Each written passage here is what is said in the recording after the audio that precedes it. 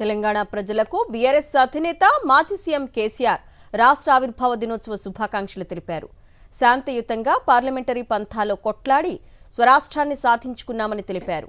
ఉమ్మడి రాష్ట్ర పాలనలో ఆగమైన తెలంగాణను స్వయం పాలనలో అద్భుతంగా తయారు చేసుకున్నామని పేర్కొన్నారు కేసీఆర్. సకల జనుల సంక్షేమాన్ని కొనసాగిస్తూ సమస్త రంగాల్లో ప్రగతి సాధించి 10 ఏళ్ల కాలంలో తెలంగాణను దేశానికి ఆదర్శంగా నిలబెట్టుకున్నామన్నారు. అదే స్ఫూర్తిని కొనసాగిస్తూ రాష్ట్రాన్ని అభివృద్ధి పథంలో తీసుకెళ్లాలని రాష్ట్ర ప్రభుత్వానికి సూచించారు కేసీఆర్.